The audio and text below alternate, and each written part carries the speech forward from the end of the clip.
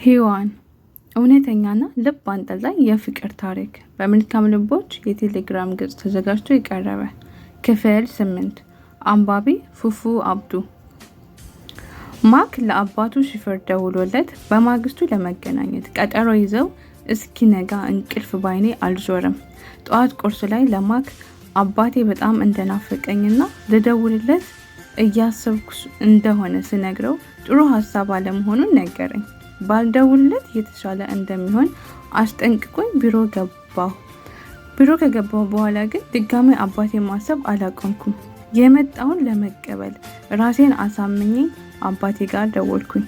ገና ድምፄን ሲሰማ ነበር አንቺ መድረሻ ቢስ ምን ይሁን ብለሽ ነው የደወልሽው? አታገኘኝም ነው እንደ ናቅሽኝ እየነገርሽ ነው? ይኸውልሽ እናትሽ የገባችበት ጉድጓድ ብትገቢ አታመልጭኝም። መድረሻ ቢስ ሰላም እንደነሳሽ እንደ ዶሮ አንቄ ለሽፈራው ካላስረከብኩሽ ወንድ አይደለሁም አለኝ። ይህንን ሁሉ ሲያወርድብኝ አንድም ቃል አልተናገርኩኝም። ብቻም ቢሆንም ድምፁን ስለሰማሁ ትንሽም ቢሆን ደስ ብሎኛል። ውይ አባ ምን ብትደብቅ ነው ሰላሜን የነሳከኝ አልኩኝ ለራሴ። ስልኩን ዘግቼ ማክን ከሽፈሩ ጋር ሲገናኝ አብረን ብናገኘውስ ብዬ ልጠይቀው ስላሰብኩኝ ወደ ማክ ሄድኩኝ። ማክ ቢሮ አልነበረም። ጸሐፊዋን ስጠይቃት ተቻክሎ እንደወጣ ነገረችኝ። ደወልኩለት፣ ስልኩን አያነሳም። ማክ እኮ የትም ቢሄድ ለእኔ ሳይነግረኝ አይሄድም። ስልኩን አለማንሳቱ ይበልጥ አስጨነቀኝ።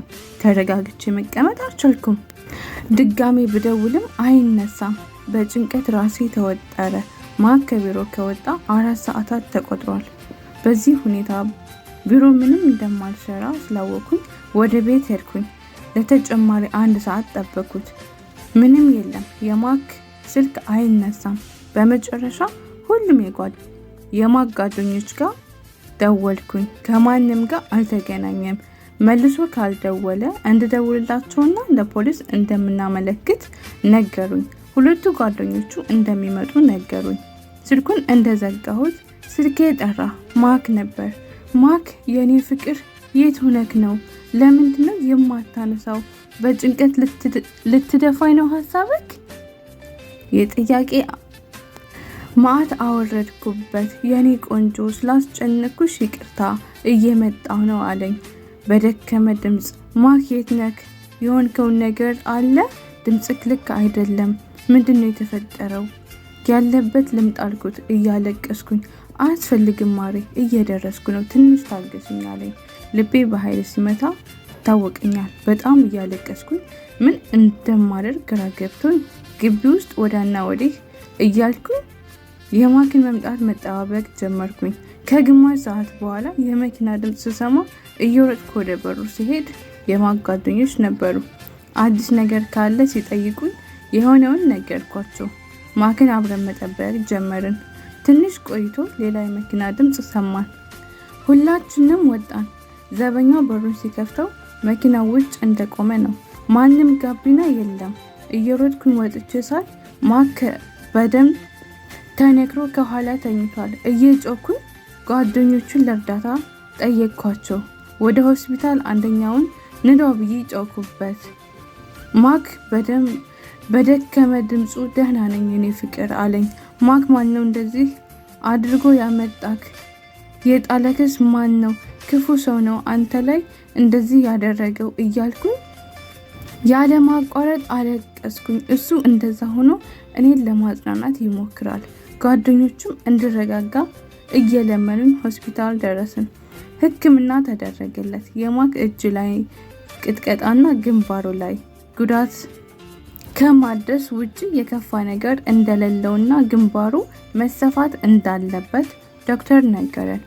ወጣን። ከሰዓት በኋላ ወደ ቤታችን ተመለስን። የማክ ጓደኞች ተሰናብተውን ሄዱ። ከሄዱ በኋላ ማክን በጥያቄ አጣድፈው ጀመር። ሂውዬ የኔ ቆንጆ ተረጋጊ፣ አባቴ ነው በቃ እንደዚህ ያደረገው። ሹፌሩ ከኔ ጋር መሆኑን አልቻለም። ከኔ ጋር ቀጠሮ እንዳለው ለአባቴ ነግሮት ነው። አባቴ ከሱ ምን እንደፈለኩኝ አውቋል። በር ላይ ጠበቀኝ። በር ላይ ጥሎኝ የሚሄደው ሹፌሩ ነው፣ እሱ ነው። አሁን የምንኖርበትን አውቋል። መጠንቀቅ አለብሽ። ግን አንቺን በአካል ማግኘት ነው የሚፈልገው። ይህንን ደግሞ እኔ አልፈቅድም አለኝና እንዴት ልጁን ጨክኖ እንደዚህ ያደርጋል? በጣም ተናዶብኛል። ሰዎች ቢሰድቡኝም እንኳን ለማየት አልፈልግም። ውጭ ቁሞ ነበር አንቺን እንድመልስለት ለማስፈራራት እንጂ ሌላ ነገር ማድረግ ቢፈልግ ይችል ነበር። አሁን እሱን እርሺውና የኔ ማር የምትፈልጊውን ነገር በየትኛውም መንገድ አደርግልሻለሁ። ግን ራስሽን አደጋ ላይ የሚጥል ተግባር እንዳትፈጽሚ። አባቴ ሲያገኝሽ አንዴ ከእጁ ከገባሽ አይለቅሽም። እስረኛ ነው የምትሆኚው። እኔም ልረዳሽ አልችልም። ቢችል ራስሽን አሳምነሽ ከዚህ ሀገር እንውጣ፣ ካልሆነ ግን ታገሽ አለኝ። የማክ ንግግር ጠንካራ ነበር። እኔም ያልከኝን እንደማደርግ ቃል ገባሁለት። ከዛን ቀን በኋላ ለሳምንት ስራ አልገባንም ነበር። በጣም ደስ የሚል የፍቅር ጊዜ እያሳለፍን ነው። የሁለታችንን ፍቅር ጨምሯል። ፍቅር እንጂ እኛ ጋር ጸብ የለም። ከማጋ በጣም ነው የምንዋደደው። ሁለታችንም ደስተኛ ነን። ዛሬ የማክ እውነተኛ ሚስት የመሆን ፍላጎት ጨምሯል። የምንጋባበት ጊዜ ገና ደንበር የለውም። ሽፈራው እስከሚፈታኝ ከታገስን ልናረጅም ነው። ብቻ በቃ ከፍቅረኝነት ወደ ሚስትነት ህይወት አማረኝ። እኔና ማክ እንደ ባልና እንደ ሚስት አንድ ላይ እንኑር እንጂ ገና መጋባታችንን የምንጠባበቅ ፍቅረኛሞች ነን። እኔና ማክ ለመጋባት የሚከለክለን የአባቱ ጉዳይ ብቻ ነው። ደግሞም ለማክ አባቱ የወረቀት ሚስት እንጂ የእውነተኛ የትዳር አጋሩ አይደለሁም። ይህንንስ አምላኬ ከኃጢአት ይቆጥርብኝ ይሆን አልኩ ለራሴ። አምላኬ ሆይ ይቅር በለኝ። እየተፋቀርን አንተን ፈርተን እስከ ዛሬ ቆይተናል። አሁን ግን የትዕግስትን ጥግ ላይ ደርሻለሁ። አንተ ማረኝ አልኩ በልቤ።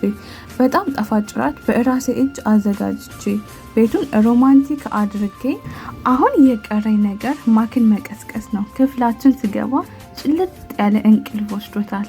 እንደ ሁልጊዜ ለረጅም ደቂቃዎች በዝምታ ስመለከተው ቆየሁኝ። ማክን ተኝቶ እንደማየት የሚያስደስት ነገር የለም። ብዙ ነገሮች አስባለሁ። ለምሳሌ ያህል እድለኝነቴን፣ ፍቅራችንን፣ መልካምነቱ መሆኑን፣ የዋህነቱ፣ በተለይ ደግሞ እሱ ህይወቴ ውስጥ ባይፈጠር ምን ሊሆን እንደምችል። በቃ ይህ ሁሉ ነገር አንዳንዴ ከዚህ በላይ ስለማክ አስባለሁ። ከጥቂት ዝምታ በኋላ ከንፈሩን ስስመው ተገላብጦ ተኛ። ማክዬ የኔ ፍቅር ተነስ፣ ብዙ ተኛ፣ ማታ የት ልታድር ነው አልኩት፣ ጸጉሩን እየደባበስኩኝ። እናቴም የማክም እናት የሞቱት ገና ሳንጠግባቸው በልጅነታችን ነው። ለማክ የእናቱን ያክል እንክብካቤ መስጠት ባልችልም ግን የቻልኩትን ሁሉ አደርጋለሁ። ሁሌም ጥረቴ እሱ ነው። እሱን ስለማስደሰት ነው። አሁን ደግሞ ልጆች እንዲኖረንና ደስተኛ ሆነን ደስተኛ ቤተሰብ እንዲኖረን ጥልቅ ፍላጎት አለኝ። የፍላጎቴን መጠን ያለፍኩ ይመስለኛል። ከአባቱ ጋር በግድ ያስተሳሰረኝ ቃል ኪዳን ሳላፈርስ የማክ እውነተኛ ሚስት ለመሆን የቆረጥኩኝ ማክ ከተነሳ በኋላ ባየው ነገር እጅግ ደስተኛ ነበር። ደስ የሚል የፍቅር ጊዜ አሳለፍን። የመጀመሪያው የሚስትነት ሌሊት በማክ እቅፍ ውስጥ አሳለፍኩኝ። እንደ እብድ የምወደው የኔ ማክ በራሳችን ፍቃድ ብለን የትዳርን ህይወት ጀመርን። ይህ ለኛ ልዩ ስሜት ነበረው፣ ምክንያቱም አንድ ነው። የአባቱ ሚስት ነበርኩኝ፣ ደግሞም አሁንም ነኝ። ጠዋት ሲነሳ አለፍ ብሎ እንደሚያደርገው ማክ ነበር ቁርስ ያዘጋጀው። ማክን ሳየው የማላቀው አይነት ስሜት ተሰማኝ። አይኑን ለማየት ፍርሃት ተሰማኝ። ሲቀሰቅሰኝ ቀና ብዬ ለማየት አልደፈርኩም። እሱም ይህንን ሳይረዳ አልቀረም። እንደ ህፃን ልጅ አባብሎ አስነሳኝ። አቅፎ ወደ መታጠቢያ ቤት ወሰደኝ። የምለብሰውን ልብስ አቀበለኝና ቁርስ ላይ እንዳልቆይ አስጠንቅቆኝ ወደ ሳሎን ሄደ። ለደቂቃዎች ውሃ ውስጥ ነበር ያሳለፍኩትን ሌሊት እያሰብኩኝ ብቻዬን ፈገግ እላለሁ። አንዳንዴ ኮስታራ ህመሙን ሳስበው ህልም ነበር እንዴ የሆነው ነገር። በዚህ መሃል ነበር የማክ ጥሪ ከሀሳቤ ያነቃኝ። ህውዬ ዛሬ ከውሃ ውስጥ ላለመውጣት ወስነሽ ነው ወይስ ባልሽ እንዲናፍቅሽ ሙከራ እያደረግሽ ነው? ባልሽ እውነትም ባልና ሚስት ሆነ? ማክ እና እኔ ምን እልል አልኩኝ። ታውቃላችሁ ማንም በሌለበት እልል ብሎ ማንም ሳይድረን ተጋባን። በራሳችን የፍቅር ቃል ኪዳን አሰርን። ባልና ሚስት ለራሳችን የመሰረት ነው የክብር ስያሜ። ቁርስ ላይ ሁነን ማክ ተጨማሪ የሳምንት እረፍት ሳያስፈልገን አይቀርም አለኝ። በፍቅር እያየው በሀሳቡ በደስታ ተስማማሁኝ። ከከተማው ወጣን።